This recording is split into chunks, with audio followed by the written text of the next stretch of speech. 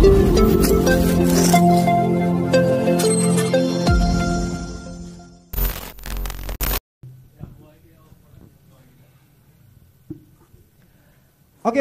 Mas Imit atau Mas Yoyo, tadi satu pertanyaan sudah terjawab ya. Ada dua pertanyaan lagi tadi yang tentang PNSSI. Mungkin bisa diceritakan tadi dari Jember. Ya Mas ya? Jemberin di Mas? Oh ya siap. Itu Jember Utara ya? Aman. Terus sama dari Jakarta tadi. Monggo Mas Yoyo atau Mas Imit.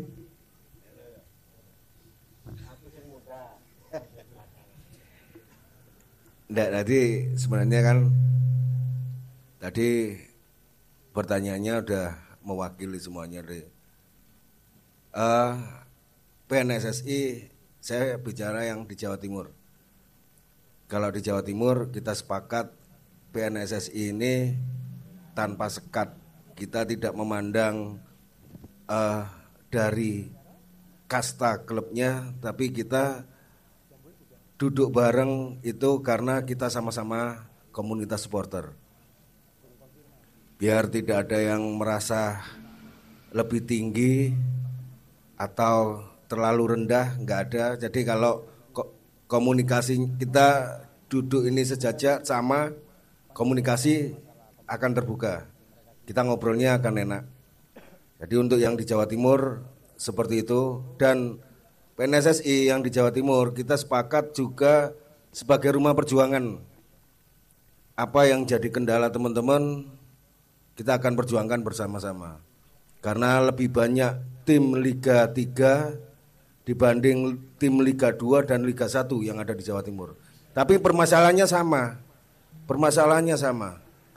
Yang membedakan hanya kasta kita yang di Liga 1, 2, 3. Tapi salah satunya juga seperti larangan away ini bukan hanya dirasakan teman-teman dari Liga 1, tapi saya yang di Liga 2 dan teman-teman yang di Liga 3 juga merasakan. Yang membedakan teman-teman yang di Liga 1 mungkin karena sekali lagi karena finansialnya, karena kemandiriannya, denda 20 juta itu gaya opo kan artinya. Tapi buat saya yang di Liga 2 juga teman-teman di Liga 3 itu jadi masalah besar. Makanya solusinya kalau teman-teman, ini contoh teman-teman yang di Liga 1 tabrak aja, gak apa-apa, karena memang mampu gitu loh. Kalau kita gak mampu, ya apa carane? Kita harus pinter-pinter membujui. Itu yang ada selama ini di Liga 3 dan Liga 2. Tapi keinginan kita sama, makanya saya berharap kebersamaan ini atas nama Jawa Timur kita memperjuangkan hak yang sama. Ingin segera diakhiri. Jadi bukan kita langgar. Yang kita butuhkan saat ini adalah pencabutan larangan itu dari federasi.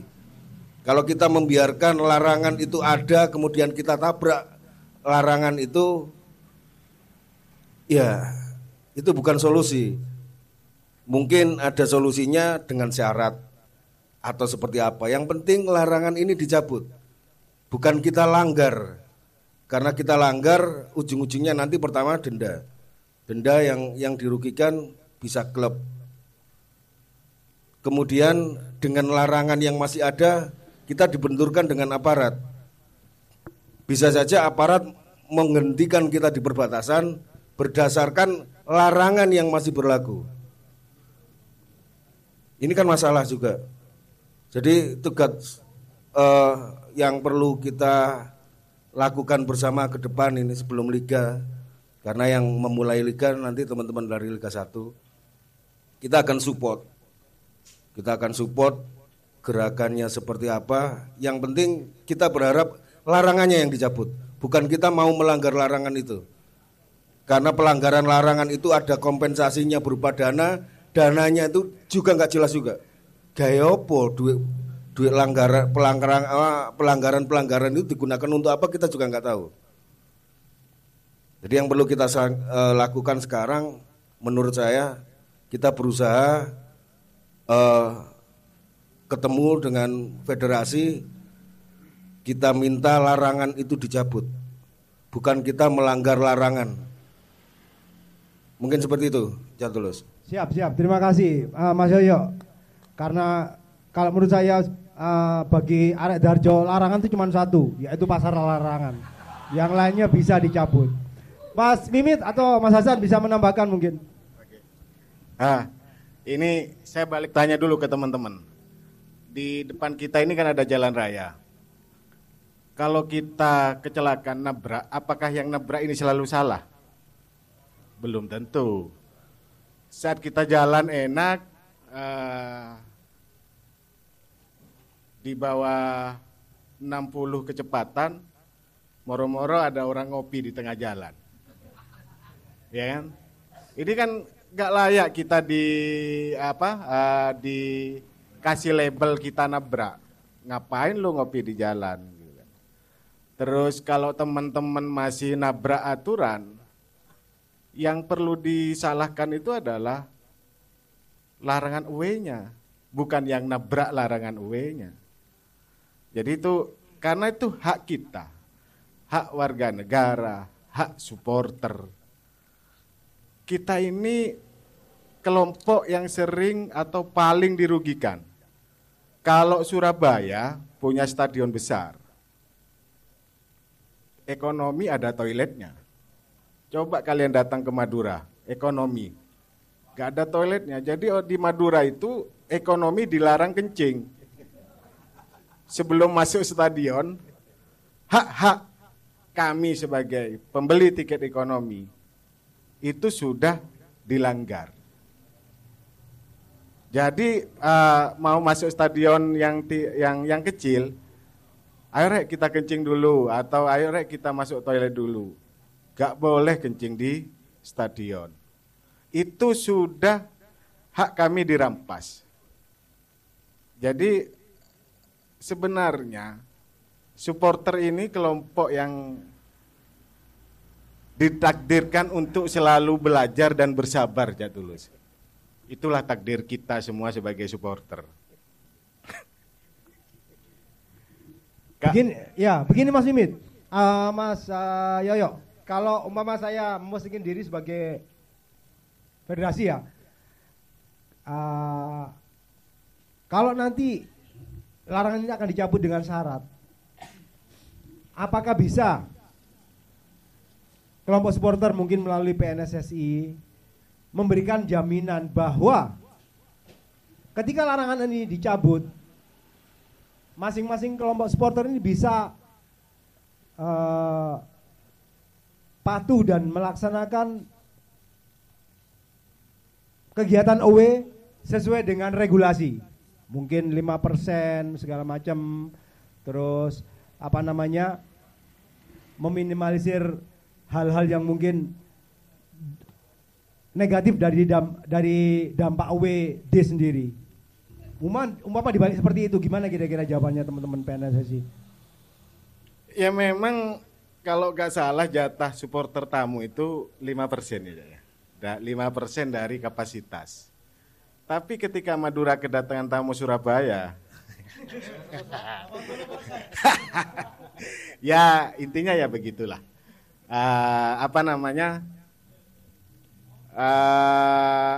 Di sini kita juga memang harus sama-sama belajar, sama-sama saling menahan. Karena kalau dari tadi salah satu penanya, kalau sampai gak dicabut-cabut, apa perlu kita turun ke jalan? Ini kembali ke bahasa Cak Tulus tadi. Ini kayaknya ada pihak-pihak yang tidak ingin melihat supporter ini nyaman. Ada pihak-pihak yang ingin melihat supporter ini selalu bermusuhan. Setelah dibenturkan kanan kiri pasca tragedi, kita diuji lagi oleh larangan UW. Karena prediksi mereka, kalau kita tidak cabut, mereka akan turun jalan. Dan kita akan disalahkan lagi. Makanya ini adalah efek positif larangan ini adalah di sini kita bisa belajar bahwa sebenarnya musuh kita, musuh para supporter itu sebenarnya ada 3 Jatulus. Hawa nafsu kita sendiri, terus iblis pembisik itu, dan ego kedaerahan, ego komunitas, ego bahwa kami adalah yang paling besar, ini juga adalah yang perlu kita redam.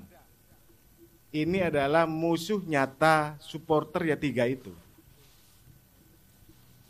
Kita diharapkan untuk turun jalan ini ya sama mereka. Turun jalan kita itu ditunggu oleh mereka. Dan disitulah mereka mulai memainkan media-medianya bagaimana supporter ini kembali salah pasca tragedi itu. Mereka berpikir supporter ini tidak berhati nurani. Tapi supporter menjawab ketika tragedi Kanjuruhan, semua supporter Nusantara turun ke jalan, menyalakan lilin. Kami semua merasakan tragedi itu.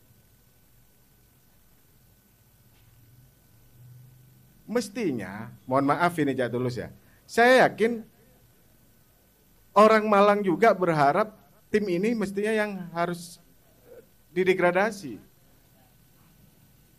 Turun ke kasta terendah untuk belajar lagi bagaimana menghadapi dinamika yang ada. Mestinya seperti itu, bukan yang atas tragedi itu semua supporter dikorbankan. Itu dari sisi kita yang selalu jadi pihak yang salah, yang selalu jadi dikorbankan. Terkait PNSSI Jatulus, jawab sekarang PNSSI. Ya. Setahu saya, kalau ada yang salah tolong dikoreksi. Ini seingat saya juga, pasca tragedi itu dipanggillah 4 elemen supporter yang besar, Malang, Surabaya, Jakarta, Bandung. Beliau-beliau yang dituakan ini ada pertemuan di Jakarta. Habis itu mungkin ada 1-2 pertemuan.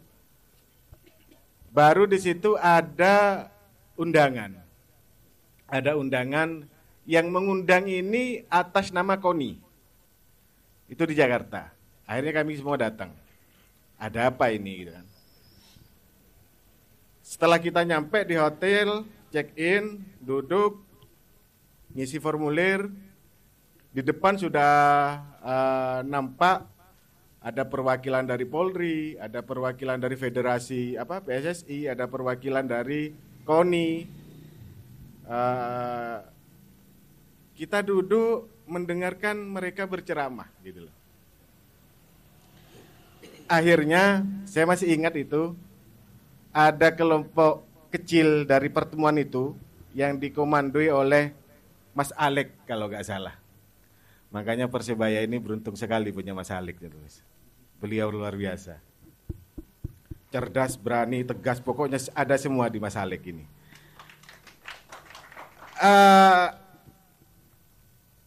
Di situ salah satunya saya, itu yang diajak ngobrol. Masa kita datang jauh-jauh hanya untuk mendengarkan orang ceramah, itu satu. Terus nanti kita pulang dari Jakarta, teman-teman di rumah kita masing-masing ini akan tanya, apa oleh-oleh kalian di Jakarta? Ya kan? Setelah itu, setelah beliau-beliau ini selesai ceramah, kita sepakat akhirnya bersama kita mengambil alih acara itu. Akhirnya acara itu diambil alih oleh supporter, dikomandoi oleh Mas Alek, Daeng-Uki, Bung Ferry, ya kan? Acara yang dibuat oleh KONI itu diambil alih oleh teman-teman. Jadi kalau ada bahasa PNSSI ini adalah kaki tangannya federasi, itu salah. Kami yang menghormati persepsi itu, karena memang ketidaktahuannya saja. Makanya di tempat ini saya ceritakan itu. Jadi PNSSI ini dibentuk oleh supporter untuk supporter. Bukan dibentuk oleh federasi, bukan dibentuk oleh pemerintah, bukan. Jadi PNSSI ini dibentuk oleh supporter untuk supporter itu sendiri. Gak ada istilah PNSSI ini kaki tangannya federasi, kaki tangannya pemerintah, itu gak ada. Karena selama ini kami juga tengkar di grup. Karena di grup itu ada juga Cak Tulus ada, di Cak Hasan Tiro ada, Mas Yoyo ada. Kita selalu tengkar, termasuk soal pencabutan larangan ini kita juga tengkar. Kemarin kita tengkar di grup. Karena di grup itu termasuk ada salah satu anggota Exco PSSI yang memang membidangi supporter, yaitu Mbak Arya Sinulingga apa? Sinulingga. Arya Sinulingga. Ya, itu orangnya. Akhirnya betul kata Bung Diki, kalau kita ambil sisi positifnya, hal pertama yang kita dapat di PNSSI adalah silaturahmi supporter itu dulu. Jadi buat teman-teman, mari kita berpikir jangan berpikir negatif, berpikirlah positif tentang PNSSI ini sendiri. Kemarin teman-teman sudah berkampanye, menyebar flyer, satu suara, satu komando untuk menolak larangan UE ini. Habis itu PSSI ini terbentuk ya Tulus. Dulu strukturnya pakai ketua, sekretaris, bendahara.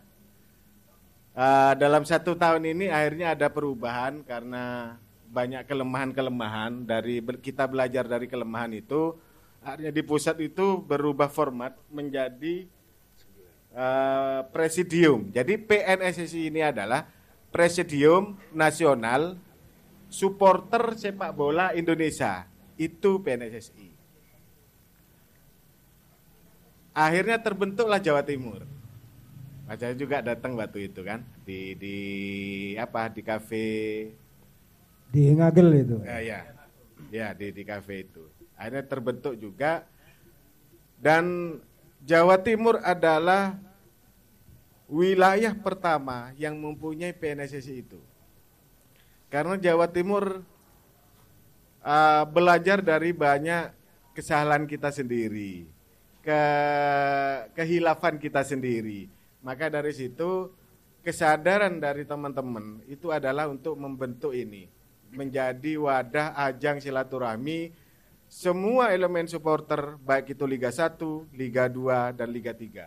Jadi di PNSSI ini sudah tidak berbicara kasta. Gak ada lagi kasta itu. Yang ada adalah kita supporter Nusantara. Kita adalah supporter se-Jawa Timur. Bahkan teman-teman perlu tahu ya, PNSSI Jawa Timur ini sudah pernah jambore pertama, itu di Pacet. Dan dalam bulan ini akan ada jambore yang kedua. Itu kita taruh di Bojonegoro. Undangan buat teman-teman supporter juga sudah nyampe ya Tulus ya. Bonek All Tribun sudah, Delta Mania juga udah, LA semua tribun dan maksimal dihadiri oleh 5 orang perwakilan dari komunitas masing-masing. Karena kebetulan ya Tulus, malam ini ada dari Jackmania Surabaya. Kalau jenengan juga mau hadir, monggo. Jadi karena sampean juga udah ada di Jawa Timur, monggo datang nanti biar langsung konfirmasi ke Catulus. Karena kebetulan saya yang dipercaya oleh teman-teman untuk menjadi koordinator. Sebenarnya saya gak layak dan gak pantas. Pertama, Kacong Mania ini supporter paling muda, gak ngerti apa-apa. Saya juga paling muda, gak ngerti apa-apa. Tapi beliau-beliau ini menunjuk saya. Akhirnya, oke siap, tapi saya dampingi. Karena di sini saya juga mau belajar.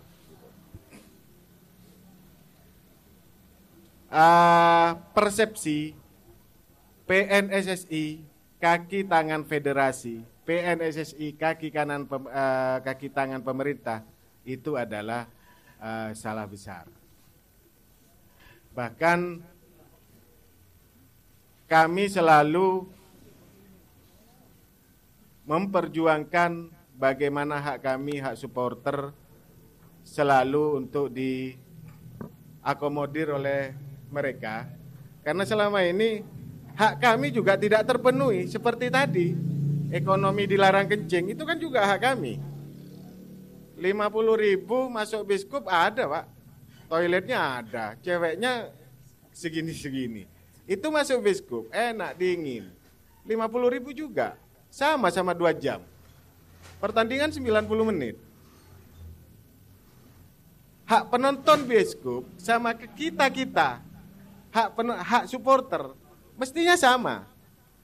Sebagai warga negara Indonesia. Jadi itulah nasib kita. Tapi kita harus syukuri karena di sini kita dituntut untuk belajar, dituntut untuk belajar sabar, belajar ikhlas untuk menghadapi kenyataan yang ada. Oke, terima kasih. Wah, terima kasih panjang dan lebar sendiri penjelasan dari Cak Mimit. Ada yang mau ditanyakan lagi tentang khususnya tentang PNSSI di Jawa Timur sendiri? Mungkin nanti bisa kita sambungkan. Monggo. Salam satu nyali. Baik, terima kasih atas kesempatan yang telah diberikan kepada saya. Nama saya Alfian, tetangga dari masnya tadi, Banyu Urip tapi bukan Banyuwangi. Oke. Jadi seperti pembahasan kita pada malam hari ini yaitu tentang larangan OW. Kita semua punya tujuan, punya harapan yang sama agar larangan OW ini bisa dicabut. Namun di sisi lain yang kita hadapi ini adalah pemangku kebijakan yang membuat kebijakan tersebut. Mungkin yang ingin saya tanyakan adalah kita perlu mempersiapkan kemungkinan terburuk bila mana larangan OW itu masih tetap diberlakukan. Mungkin dari teman-teman PNSSI ada alternatif lain yang bisa nantinya akan dilakukan agar ada win-win solution. Maksudnya dari pemangku kebijakan maupun kita selaku supporter bisa sama-sama nyaman, bisa sama-sama aman untuk mendukung tim kebanggaan kita masing-masing. Mungkin itu saja, terima kasih. Ini berarti jawaban pragmatis ini Mas ya. Diperlukan jawaban pragmatis ya. Win-win solution dan apa langkah yang kira-kira akan diambil oleh teman-teman PNSSI. Monggo Mas atau Mas Mit, nanti saya tambahin juga. Terkait larangan itu, ini sebenarnya tugas PNSSI Pusat, 9 presidium tadi. Kebetulan Jawa Timur, wakil Jawa Timur di pusat itu adalah Cak Sinyo. Cuma kemarin, teman-teman Jawa Timur sudah mengirim titipan surat cinta kepada PNSSI Pusat untuk memperjuangkan bagaimana larangan ini bisa dicabut. Solusinya 9 presidium PNSSI Pusat ini harus segera duduk bareng dengan federasi. Itu yang pertama. Federasi juga harus ada perwakilan dari Komdis yang sering ketok palu soal denda. Terus yang kedua dari unsur pemerintah, yaitu dari pihak Polri, si pemberi izin. Federasi, supporter, pemerintah ini harus duduk bareng dan kami yang di Jawa Timur percayakan penuh kepada 9 presidium yang ada di pusat dan wakil kita di pusat adalah Cak Sinyo. Dan kami yakin dan percaya Cak Sinyo juga akan memperjuangkan hak teman-teman supporter untuk segera dicabut larangan ini. Terima kasih. Saya tambahin Mas Mimit. Ini saya tambahin pertanyaan ini ya, saya tambahin pertanyaan aja. Kalau nanti sampai mentok ini gimana Mas Mimit? Sampai tahun ini tetap tidak ada pencabutan larangan away, kira-kira sikap yang mau diambil oleh PNSSI Jawa Timur itu seperti apa? Jadi analoginya ya seperti jalan tadi ya Tulus. saat kita udah naik motor kecepatan 30-40, tapi kita nabrak, toh ternyata yang kita tabrak adalah orang lagi cangkruan ngopi di tengah jalan. Masa yang salah yang nabrak? Tempat ngopi itu di kafe, di warkop, di rumah-rumah. Masa ngopinya di tengah jalan? Jadi kalau sampai teman-teman supporter se-Nusantara, khususnya Jawa Timur, menabrak regulasi ini, bukan teman-teman supporter yang salah, tapi regulasinya yang salah. Regulasinya yang harus dicabut. Oke, dulur saya tambahkan sedikit ya mengenai kiprahnya PNSSI Jawa Timur. Jadi saya ingat waktu itu setelah kita sama-sama kumpul di salah satu kafe di Ngagel itu, ada teman-teman se-Jawa Timur itu hampir 80% lah dari perwakilan supporter se-Jawa Timur itu hadir. Kita sama-sama menyadari bahwa kita perlu suatu wadah ya. Sama seperti yang Bung Diki tadi bilang. Setidak-tidaknya kita bisa berkomunikasi dengan intens. Kita bikin grup. Saya pribadi sebenarnya tidak terlalu mempermasalahkan apapun namanya. Karena kalau ngomong sejarah, di Jawa Timur sudah ada sebelumnya. Itu forum komunikasi supporter Jawa Timur itu zaman ke belakang lagi, itu zamannya almarhum Pak Wastomi segala macam itu sudah ada. Cuman karena semakin kesini tuh generasinya berbeda segala macam, jadi komunikasi itu sempat terhenti. Bagaimana kemudian banyak terjadi friksi Surabaya dengan Malang yang semakin membesar, Surabaya dengan Lamongan, Surabaya dengan Sidoarjo, kemudian ada Sidoarjo dengan Gresik, kemudian Lamongan juga dengan apa Mas? Lamongan sempat friksi dengan siapa lagi? Jawa Timur? Dengan Bojonegoro dan sebagainya, itu yang membuat komunikasi itu berhenti. Nah, alhamdulillah dengan adanya kemarin ketemuan tuh kita merasa sama-sama perlu bahwa kita tuh harus saling berkomunikasi untuk meminimalisir hal-hal jelek yang kemungkinan besar bisa terjadi. Salah satu contoh, ketika terjadi peristiwa di Gresik, ketika tim tuan rumah menjamu tim Sidoarjo, itu sempat terjadi keributan atau kerusuhan setelah pertandingan. Itu tanpa melibatkan supporter tamu, karena memang supporter tamu tidak hadir. Nah, itu juga langkah yang diambil oleh Jawa Timur pada waktu itu adalah segera menjadi penengah yang adil. Teman-teman Jawa Timur langsung komunikasi dengan teman-teman Sidoarjo dan teman-teman Gresik, mencari akar permasalahannya seperti apa, dan kemudian terjadi dialog tiga pihak, Sidoarjo, Gresik, dan Jawa Timur. Alhamdulillah setelah itu tensinya kembali menurun, karena memang sebenarnya tidak ada apa-apa, tidak terjadi antara kedua supporter itu. Tetapi itu juga harus ada penegasan dari teman-teman supporter sendiri bahwa tidak ada kejadian yang melibatkan supporter antara dua tim itu. Itu lebih ke masalah internal. Kemudian ada juga tabungan masalah yang kemudian alhamdulillah bisa diselesaikan. Saya juga baru menyadari bahwa ketika Pasuruan mau away ke Bojonegoro, itu ternyata antara Pasuruan dengan Bojonegoro itu masih punya cerita lama yang dikhawatirkan mengganggu hubungan antara kedua kota itu di kemudian hari. Sama juga yang terjadi antara Kediri dengan Mojokerto. Nah, saya tahu sendiri teman-teman Jawa Timur ini pada waktu yang sama di hari Minggu itu di tempat yang berbeda. Jadi waktu itu Bojonegoro menjamu Pasuruan dan Kediri menjamu Mojokerto. Itu artinya teman-teman Jawa Timur ini membagi jadi dua kelompok. Yang daerah Pantura sama-sama merapat ke Bojonegoro, yang daerah selatan sama-sama merapat ke Kediri. Yang merapat ke Kediri untuk menemani teman-teman Mojokerto agar bisa menyambung lagi silaturahmi dengan teman-teman Kediri. Yang utara ini menemani teman-teman Pasuruan agar bisa menjalin lagi silaturahmi dengan Bojonegoro. Nah, itu salah satu yang saya pribadi sangat berterima kasih adanya forum seperti ini yang kita namakan Presidium Nasional Supporter Seluruh Indonesia, Mas Mimit ya, Jawa Timur. Dan sampai detik ini alhamdulillah Jawa Timur menjadi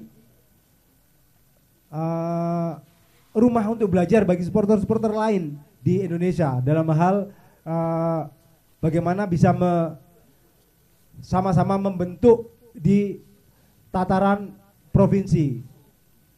Insya Allah besok di Jambore Supporter Jawa Timur yang kedua ini akan dihadiri oleh teman-teman Sulawesi dan teman-teman Kalimantan yang mereka mengajukan diri untuk datang dengan biaya sendiri tanpa undangan, dan mereka tujuan utama adalah untuk belajar dan silaturahmi.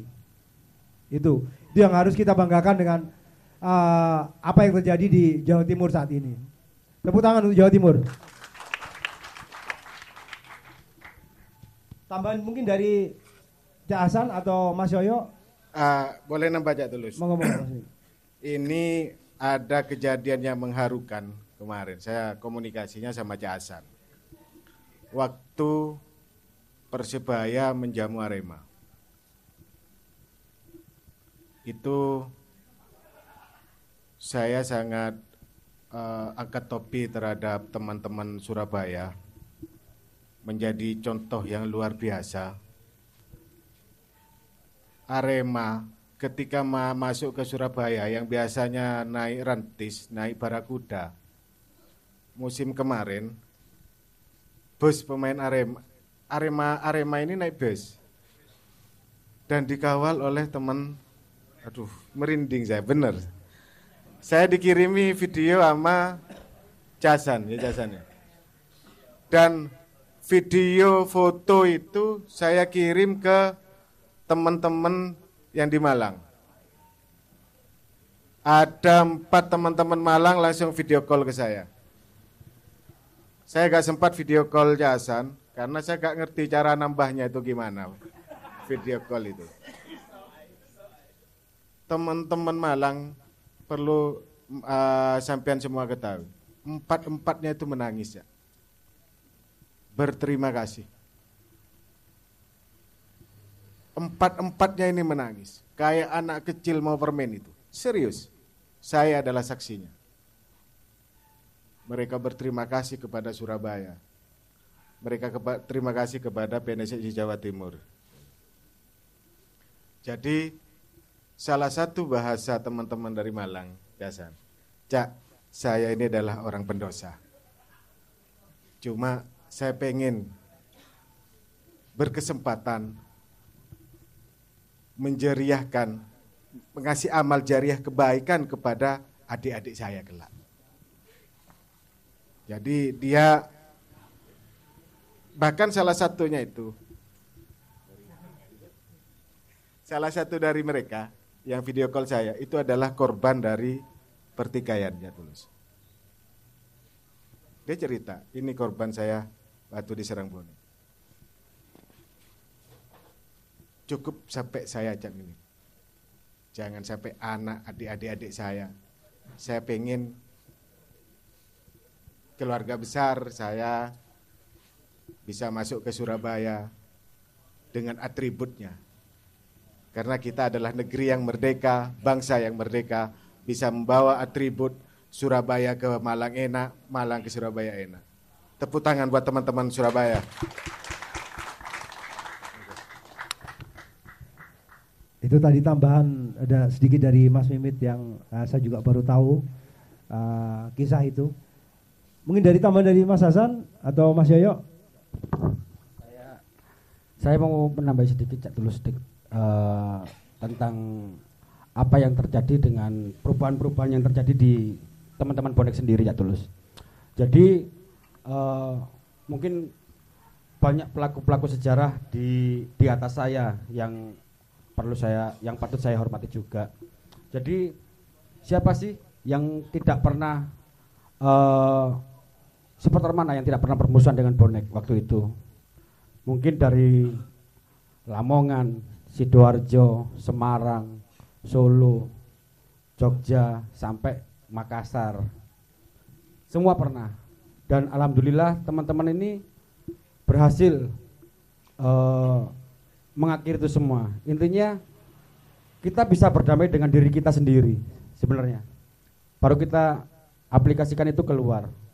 Mungkin sejarah panjang waktu teman-teman bonek melakukan UE Tangerang, bagaimana kejadian itu di Lamongan. Tapi mereka juga berbesar hati karena mungkin apa yang ada di sebagian pemikiran teman-teman bonek waktu itu adalah mereka tidak ingin mewariskan hal-hal yang seperti ini ke regenerasi yang akan datang. Itu aja. Jadi waktu itu kejadian sangat mengerikan ketika kita dengan teman-teman Lamongan waktu itu, dengan teman-teman Semarang ketika 2005 kita melakukan UE Jakarta, bagaimana dengan teman-teman Solo, bonek sempat menjadi sasaran ketika pulang dari Bandung. Teman-teman juga berbesar hati, pengen mengakhiri itu semua, dan alhamdulillah semua itu meskipun masih ada kerikil-kerikil yang menghambat, tapi berkat kemauan dan keikhlasan teman-teman semua bisa berjalan. Karena yang kita pikirkan adalah cukup kita yang merasakan hal-hal yang kurang baik waktu itu, jangan sampai nanti regenerasi kita yang akan datang, keluarga kita atau adik-adik kita yang lain yang merasakan hal yang sama seperti kita. Mungkin itu aja. Terakhir Mas Yoyo mungkin bisa menambahkan. Ya, ini kembali ke topik ya. Topik tentang pencabutan larangan UE lagi. Jadi saya berharap teman-teman juga semua ada solusinya. Setiap masalah saya yakin ada solusinya. Ya, mungkin dengan berkomunikasi antara federasi dengan perwakilan kita semua. Yang penting apapun caranya nanti kita berharap yang terbaik.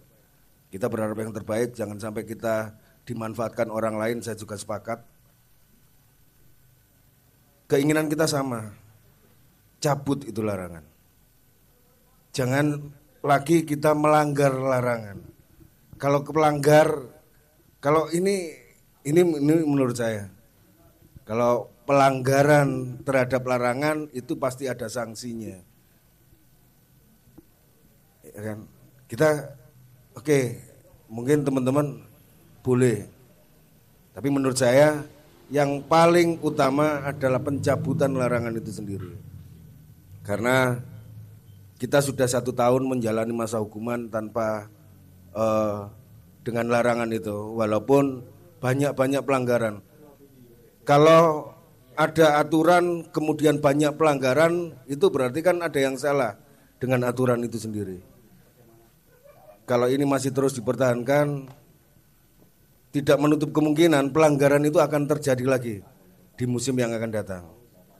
Makanya solusinya adalah ngumpul bareng. Kalaupun ada syarat, kita harus melaksanakan syarat itu. Karena itu bagian dari konsekuensi. Yang penting larangan itu sudah dicabut. Dan kita nggak menghendaki adanya larangan itu di kemudian hari. Karena banyak hal-hal yang buruk dari penetapan larangan itu sendiri.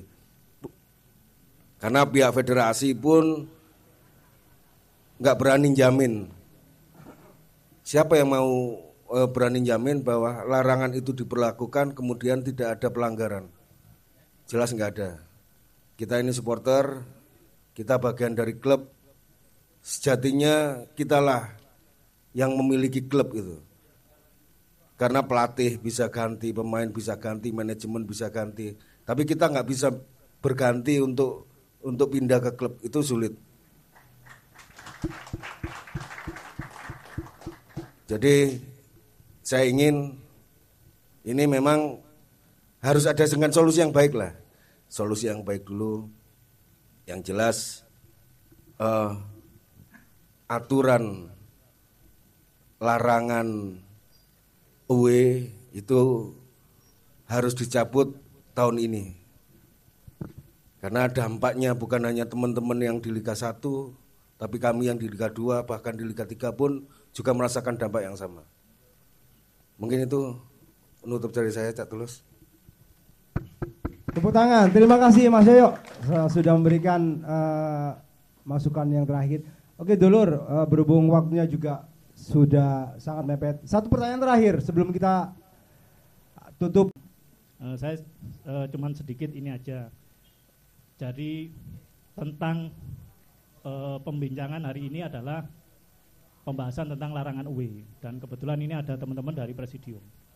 Nah, saya jadi yang terlintas pertama di benak saya adalah ketika pelaporan dari teman-teman Presidium, ini tolong saya dikoreksi kalau nggak salah ya, tentang kejadian tanda kutip penculikan bonek di Bandung. Ya, itu kan suatu hal yang sangat sensitif sekali.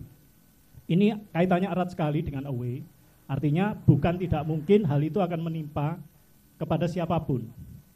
Karena itu resiko yang paling dekat ketika kita datang di sebuah pertandingan. Nah, pertanyaan saya yang pertama adalah sejauh mana penanganan itu? Apakah sudah ada kelanjutan dari pihak yang berwenang, dalam hal ini kepolisian ya? Itu satu hal. Nah, yang kedua tentang pembahasan malam ini adalah larangan away. Tadi dibahas tentang kita kepingin hari ini atau musim ini itu dicabut.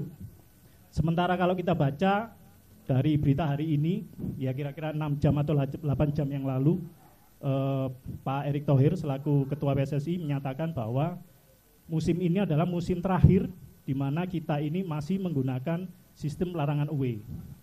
Nah, ini yang harus kita cermati. Kecenderungan kita itu seringkali hanya sifatnya adalah administratif, tapi tidak serius dalam menangani sebuah masalah ini. Jadi ini ada dua konteks ya yang saya singgung adalah tadi teman-teman Presidium, terus terang saya senang sekali dengan adanya teman-teman Presidium itu, cuman tadi Bung Diki menyampaikan bahwa bentuknya Presidium sendiri belum kelihatan nyata, karena saya rasa benar kalau dilihat dari legalitasnya seperti apa.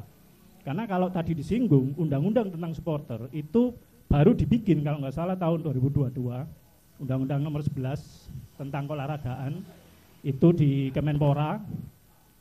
Di situ dituangkan tentang supporter itu sifatnya semuanya positif, di mana tujuannya adalah supporter itu difasilitasi hak-hak tentang kenikmatan atau layanan selayaknya mereka menonton pertunjukan. Nah, dalam hal ini yang perlu digarisbawahi adalah tentang kekhawatiran larangan away itu sendiri. Karena sebetulnya kalau kita lihat dari sudut pandang psikologis, faktanya adalah fanatisme itu cenderung sekali dekat dengan sebuah tindakan agresif. Ini dari psikologi ya, teman-teman psikologi bikin penelitian, teman-teman boleh lihat, cek jurnalnya ada, bisa di googling. Di situ membuktikan bahwa memang benar fanatisme itu sangat dekat dengan agresif. Nah, fanatisme sendiri ini sebenarnya tidak hanya menimpa pada teman-teman supporter, namanya fanatis ya. Jadi teman-teman, saya singgung aja, anggaplah tontonan, ini konteksnya tontonan ya, tontonan pertunjukan musik misalnya. Saya sebut K-pop.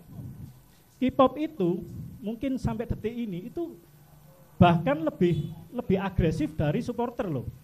Kalau teman-teman boleh lihat, bisa dicek aja. Jadi teman-teman K-pop sendiri itu lebih agresif juga dibandingkan dengan supporter sampai dengan hari ini. Artinya memang betul bahwa fanatisme itu bisa membuat akhirnya agresif. Nah, ini dulu yang harus kita lihat ya. Nah, tapi faktanya kalau untuk pertunjukan, dalam hal ini saya sebut tadi K-pop ya misalnya, kita bisa lihat tontonan K-pop, mereka bisa mendatangkan artis-artis K-pop itu. Dan mana ada, kita pernah dengar nggak larangan away fans K-pop Surabaya ke mana konsernya di Jakarta misalnya? Pernah dengar nggak? Pernah dengar kan? Nah, apa bedanya? Padahal potensi itu ada. Nah, artinya ini yang harus kita cermati juga ya, kita melihat segala sesuatunya kita cermati lagi. Jadi dalam hal ini memang kalau kita lihat kembali berkaca pada sepak bola. Nah, sepak bola ini kalau kita amati lagi, sepertinya memang klub ini juga nggak serius, karena kalau kita lihat ya di undang-undang tentang olahraga tadi, memang supporter ini harusnya berbadan hukum. Nah, uniknya badan hukum ini harus mendapat rekomendasi klub atau federasi, dalam hal ini PSSI ya. Nah jadi seperti apa bentuknya? Sama nanti teman-teman presidium juga begitu, mendapat rekomendasi enggak dari federasi. Nah itu pertanyaan.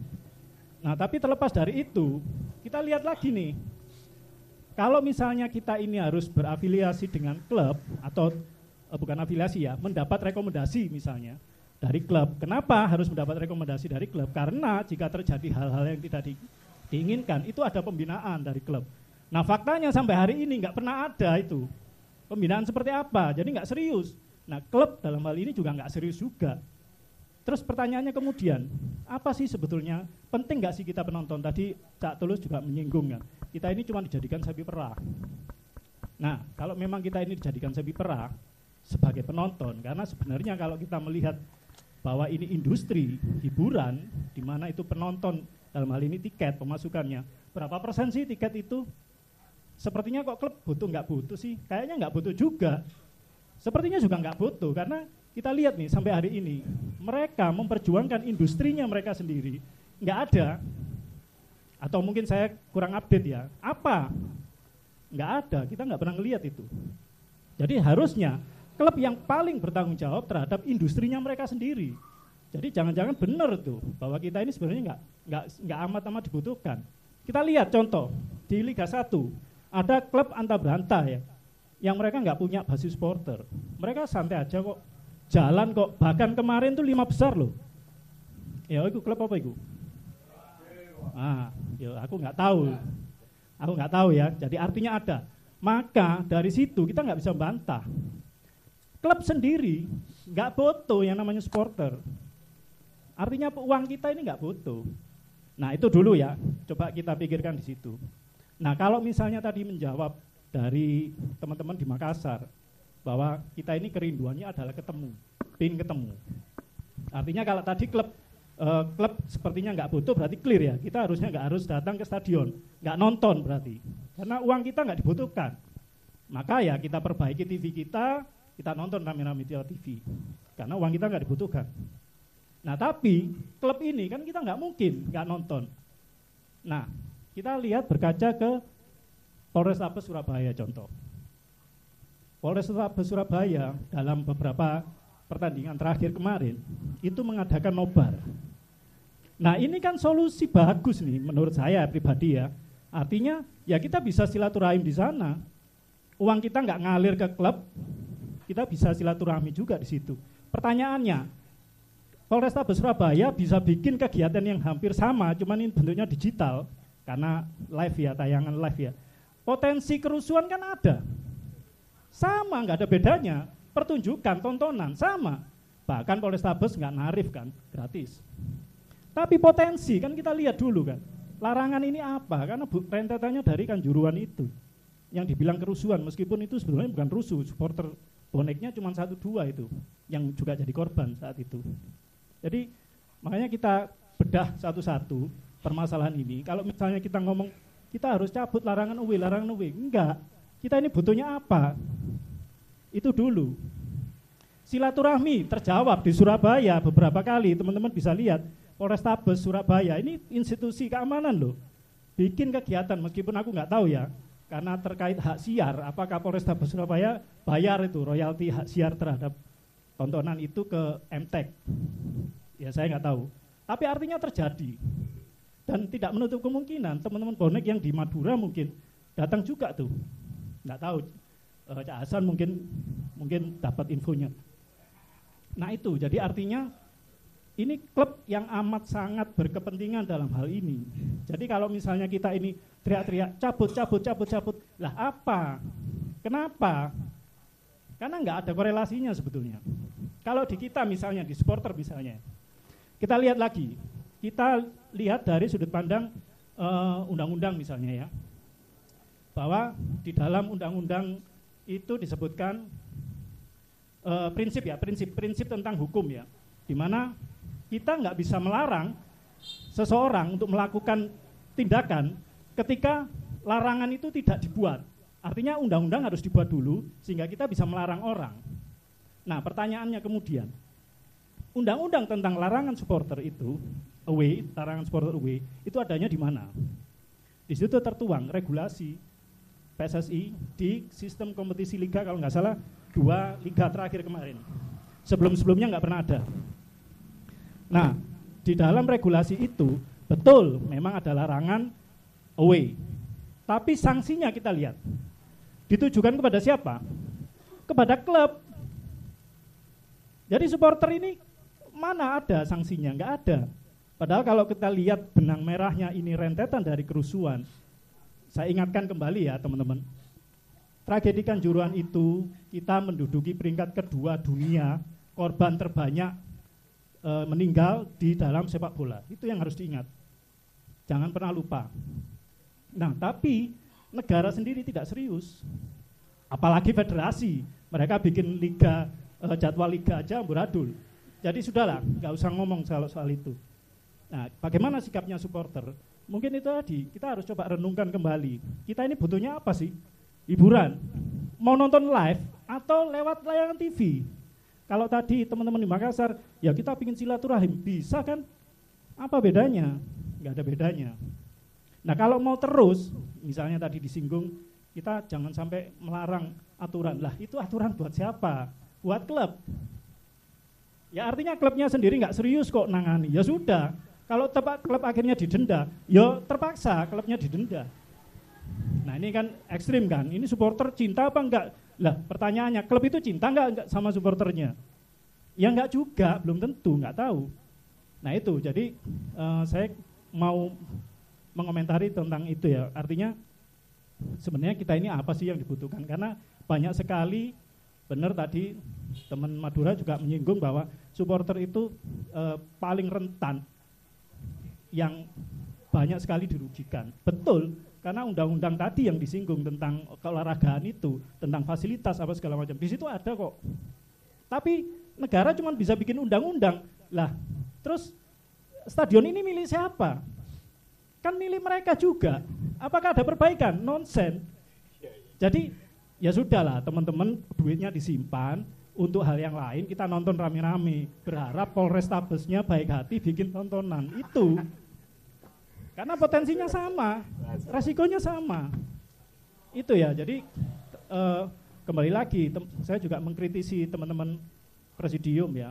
Jadi yang tadi itu tentang pelaporan bonek yang tragedi di Bandung itu seperti sejauh apa. Karena kalaupun itu belum clear, di situ kita bisa melihat, itu test case sebetulnya. Kita bisa melihat keseriusan pihak-pihak yang terkait dalam hal ini, dalam menangani bagaimana kita memajukan sepak bola ini, itu bisa dilihat dari situ. Kalau itu nggak clear, sudahlah, nggak usah ngomong uwe lagi, nggak usah ngomong cabut-cabut larangan, nggak usah. Kita lihat yang itu tadi. Pilihannya cuma 2. Kita terabas, berarti klub yang menanggung. Ingat ya, klub bukan supporter, klub.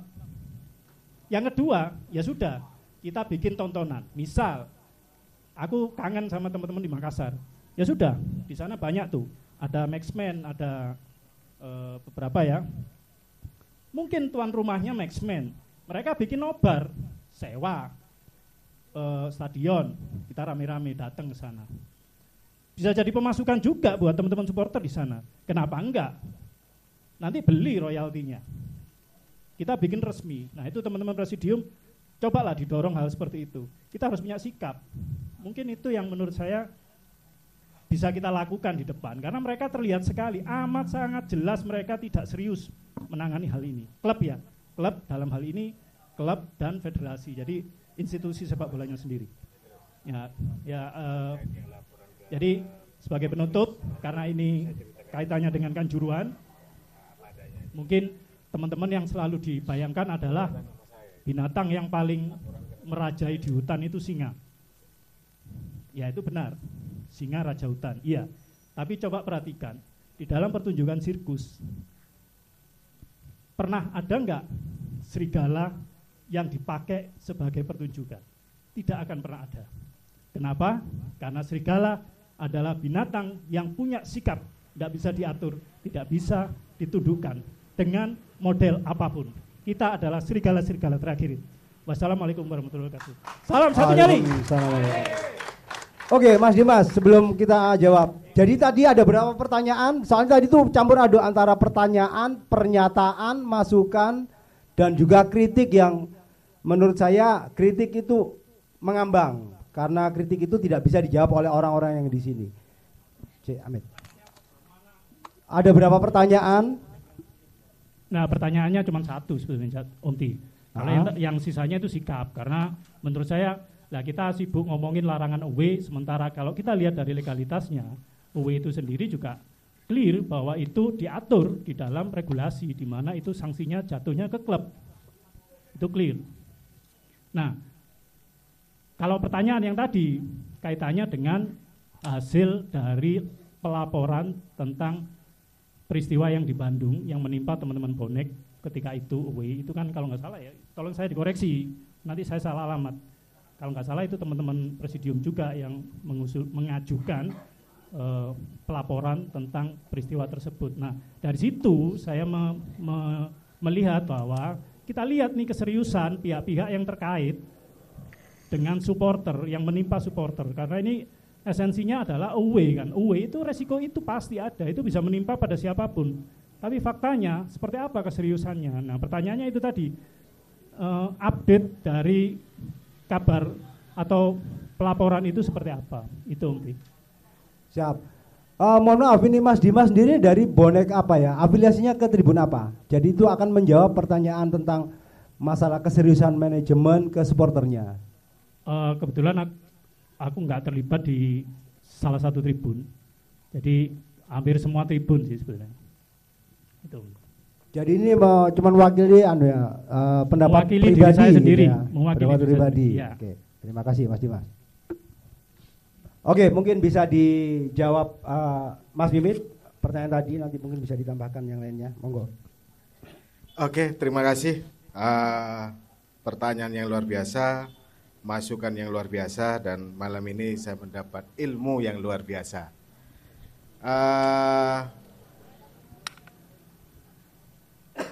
Betul, pelaporan itu atas nama PNSSI Jawa Timur dan yang mendandatangani saya. Jadi kronologisnya gini ya. Ketika rame di media sosial, ada teman-teman bonek hilang itu diculik. Saya langsung hubungi Mas Alek karena ini memicu potensi yang tidak baik ke depan. Akhirnya setelah saya komunikasi, saya bilang ke Mas Alek, Mas, ini harus bersikap. Saya mohon izin, PNSSI Jawa Timur mau kasih contoh yang baik menghadapi permasalahan ini. Dengan apa, Cak Mimit? Saya akan melaporkan ini kepada pihak yang berwajib, bahwa hal-hal yang berbau pidana itu harus segera disikapi.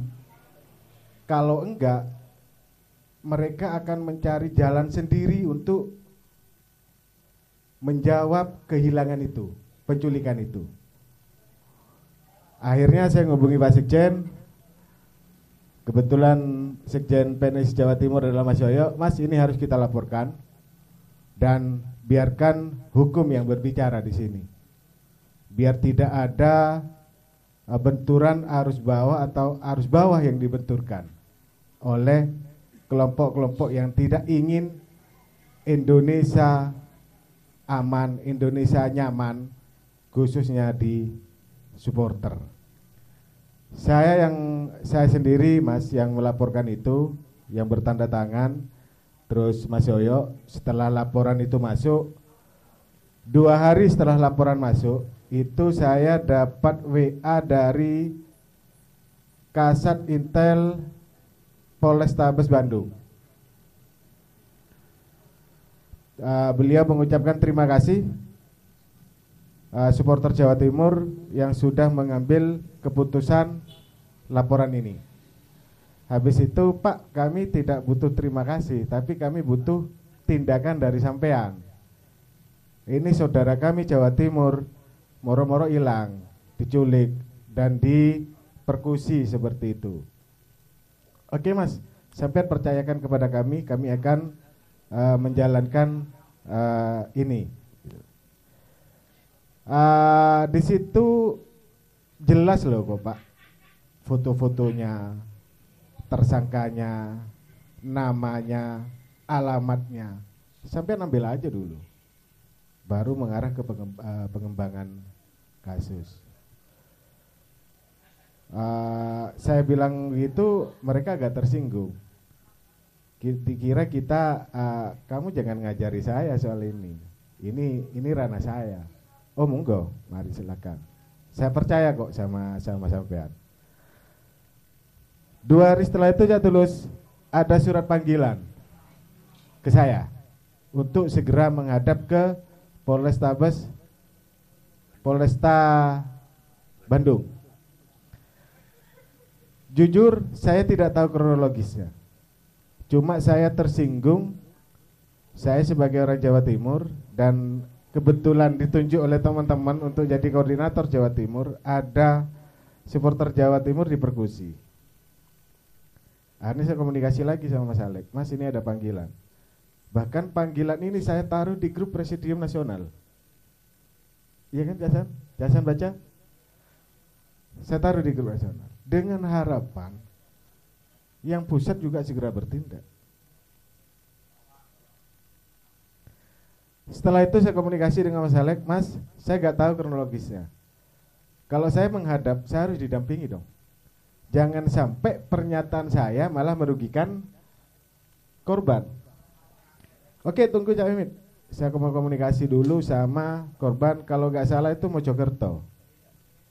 Dan beliau adalah pedagang ayam potong kalau gak salah Cak Tulus. Itu beberapa jam kemudian Mas Alek telepon saya, Cak Mimit, ini kayaknya saudara kita yang dari Mojokerto gak bisa hadir langsung ke Bandung karena korban itu merasa trauma yang sangat berat, bahkan sudah antipati lah kepada kota tersebut. Terus gimana ini Mas? Saya dipanggil, saya harus memperjuangkan teman-teman ini. Tapi kelemahan saya gak tahu kronologisnya.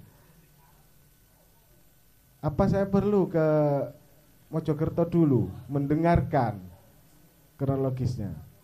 Jamin yang trauma itu bukan hanya korban, tapi keluarganya. Karena kalau nggak salah tinggal ibunya itu. Jadi jangan sampai ibunya kedatangan Cak Mimit menambah beban keluarga di sana. Akhirnya saya putuskan tidak berangkat. Ada panggilan ke saya ada. Dan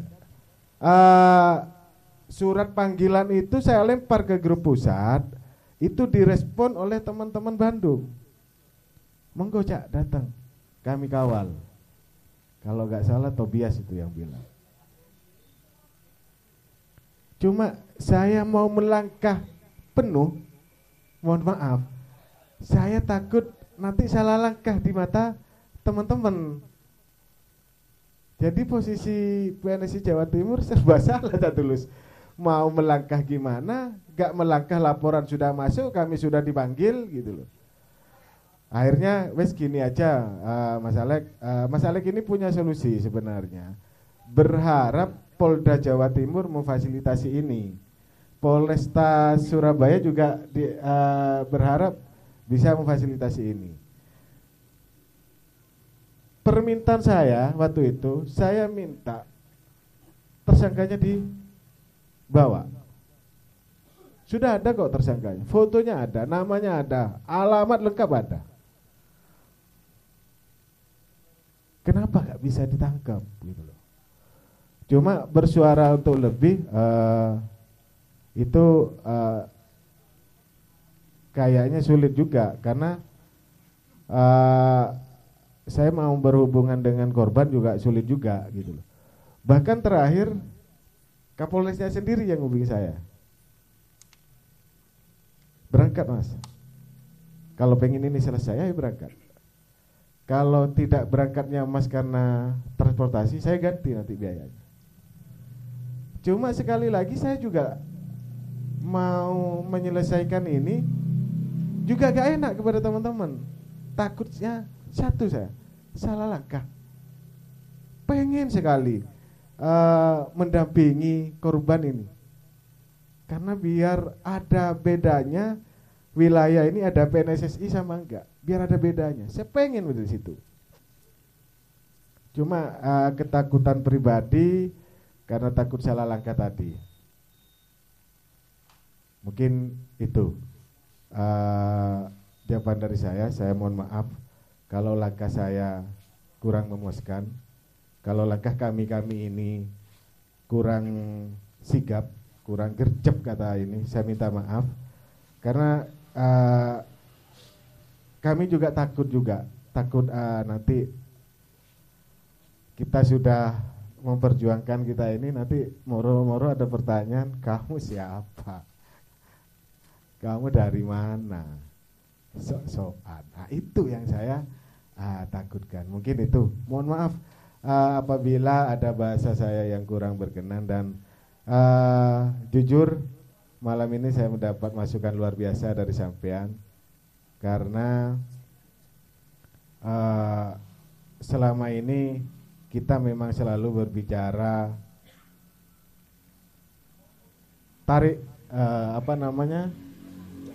cabut larangan, sementara kita sendiri tidak mulai belajar introspeksi diri. Kita ini selalu jadi bahan adu domba, selalu jadi bahan mengangkat media-media yang ingin memanfaatkan keberadaan teman-teman ini. Mungkin saya berterima kasih banyak dan saya minta maaf ya sebesar-besarnya. Kalaupun ini ada kesalahan kasus itu, ini bukan salah Pak Bendahara Cak Tulus atau Pak Sekjen, ini kesalahan saya pribadi dan saya minta maaf ya sebesar-besarnya. Oke, terima kasih Mas Mimit, penjelasan panjang lebar. Sedikit saya tambahkan ini Mas Dimas, ini yang membuat kasus ini deadlock ya. Saya bilang deadlock sependek pengetahuan saya adalah ketika korban ini memang diharapkan oleh Polres Bandung untuk datang untuk mendapatkan tanda tangan basah. Jadi perlu kehadiran korban untuk datang ke Bandung. Sedangkan korban sudah tidak bisa meninggalkan rumah dengan alasan-alasan yang tidak bisa kita paksa. Pertama, memang dia trauma untuk apalagi ke sana. Kedua, dia menjaga perasaan ibunya yang tinggal ibunya di rumah itu. Beliaunya sedang kondisi sakit dan sampai sekarang itu ibunya juga belum tahu masalah ini. Itu yang perlu dijaga. Terus yang ketiga juga masalah memang tiap hari dia harus bekerja. Itu mungkin masalah ekonomi ya, itu mungkin bisa digantilah kalau memang masalah yang ketiga itu. Yang masalah 1, 2 ini kita tidak bisa memaksakan kehendak. Keinginan kita yang dari Jawa Timur, yang dari Surabaya, Polresnya itu kita bisa bikin telekonferensi, bisa bikin tanda tangan digital difasilitasi antara kedua Polda atau kedua Polres menghadirkan korban, tetapi itu tidak bisa diterima oleh Bandung. Jadi yang bikin masalah ini deadlock. Itu yang bisa saya jelaskan. Kalau Mas Dimas mungkin setelah mengetahui ini ada solusi yang bisa diberikan untuk masalah ini, monggo kita terima dengan sangat terbuka. Enggak, kalau sekarang bisa diomongkan enggak apa-apa. Monggo.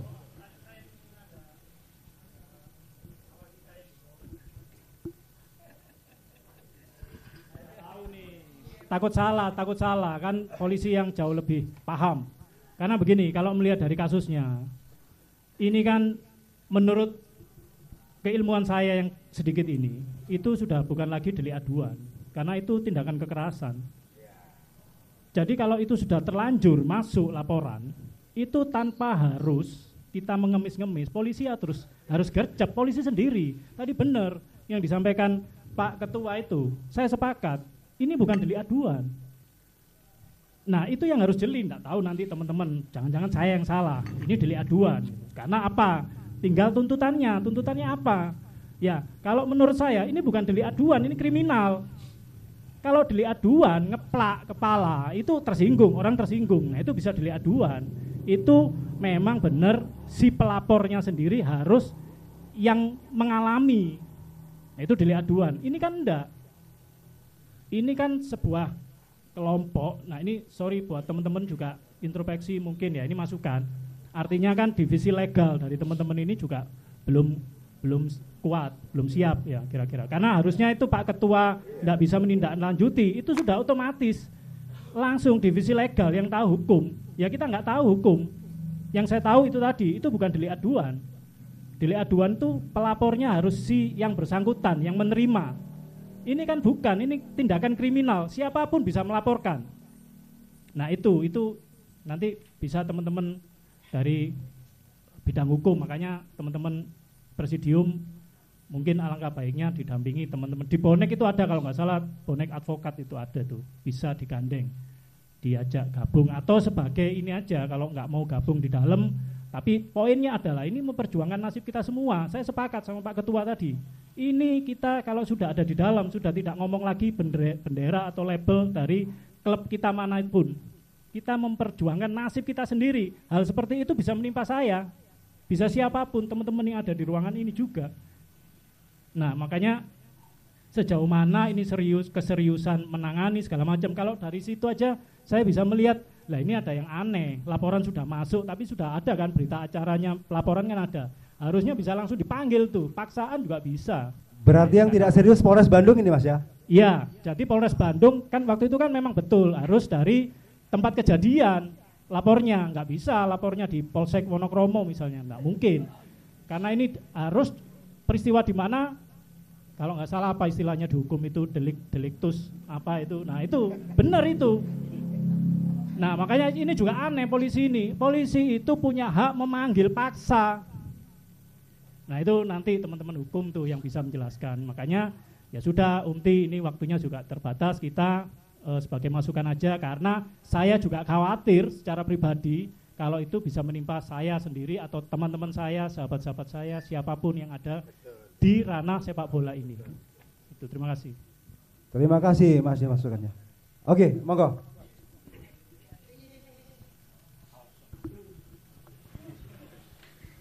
Oke.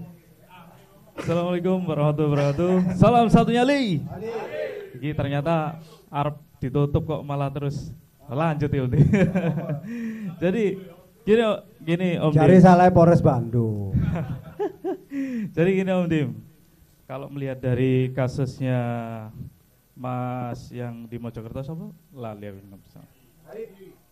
Mas Ardi ya, Mas Ardi. Saya juga sempat callingan sama Mas Ardi itu. Intinya menceritakan kronologisnya. Yang saya tanyakan itu yang pertama buktinya ada nggak Mas gitu kan.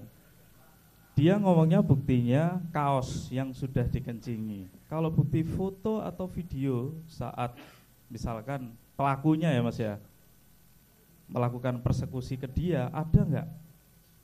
Nggak ada Mas. Itu yang membuat kasus ini sulit gitu loh. Memang benar gini Mas, kita bisa melaporkan misalkan Pak Guru ya dipukul sama Mas Rio. Saya tahu, saya melaporkan bisa. Yeah.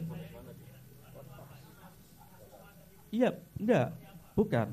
Jadi itu tadi saya jelaskan analoginya ke Pak Guru ya. Pak Guru enggak harus melaporkan, saya bisa melaporkan karena bukan delik aduan gitu loh. Delik aduan yang dimaksud itu adalah misalkan gini Mas. Saya Pak Guru ini punya istri. Istrinya selingkuh, orang lain enggak bisa melaporkan. Itu delik aduan, yang berhak suaminya, itu namanya delik aduan. Tapi kalau misalkan kasusnya Mas Ardi ini, kita flashback lah ke kasusnya Solo. Solo yang dipersekusi, dicokor alisnya, diperlakukan seperti itu, dikata-katain. Nggak harus dia yang melaporkan. Orang lain, mungkin temannya, keluarganya, ada buktinya, ada Mas ini. Ya jelas, pelakunya jelas, buktinya ada, saksinya banyak, maka bisa masuk gitu loh Mas. Kalau Mas Ardi ini kesulitannya di pembuktian. Karena kepolisian sendiri itu hukumnya itu ada asas praduga tak bersalah gitu loh Mas. Rantai-rantai kayak ini harus segera diputus. Saya sepakat kalau jenengan pakai jalur lain untuk membuka ini, saya support total, Cak. Karena bisa jadi besok atau lusa saya sendiri korbannya. Dan kebetulan di tempat TKP, di TKP itu gak ada saksi. Dan ini bisa menimpa saya atau teman-teman yang ada di ruangan ini. Jadi saya berharap ini juga sampean juga harus ada ini sendiri nih.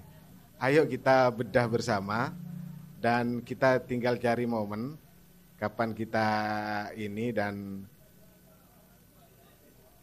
kejadian kemarin harus jadi kejadian yang terakhir. Mungkin gitu ya. Siap.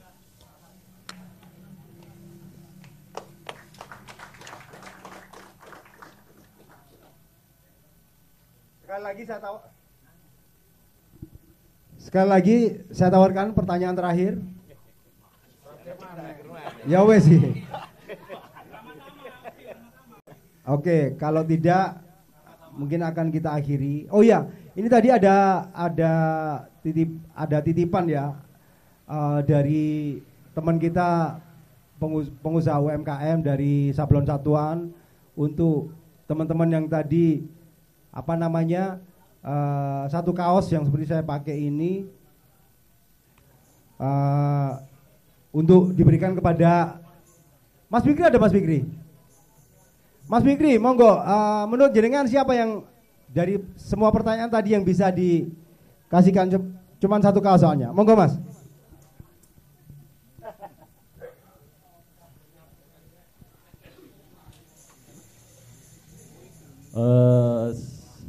Yang paling panjang aja ya. Mas Dimas saja, enggak apa-apa. Siap. Terima kasih buat kehadirannya. Semoga apa yang kita dapatkan malam ini bermanfaat buat diri kita sendiri dan juga bisa membawa kegembiraan buat orang-orang di sekitar kita. Mohon maaf jika ada kata-kata yang kurang tepat, ada kalimat-kalimat yang menyinggung. Semua yang kita bicarakan tidak lain adalah upaya untuk terus memperbaiki diri, menjadi yang lebih baik. Seperti sebuah kata-kata yang saya ingat buat keluarga besar kami, Bonek, kami tidak berkompetisi dengan orang lain, kami berkompetisi dengan diri kami sendiri. Kami tidak ingin menjadi yang terbaik, tapi kami harus berusaha lebih baik dari kami yang kemarin. Wabillahi taufiq wal hidayah wa ridwanillah. Wassalamualaikum warahmatullahi wabarakatuh. Waalaikumsalam. Salam satu nyali. Siapa kita?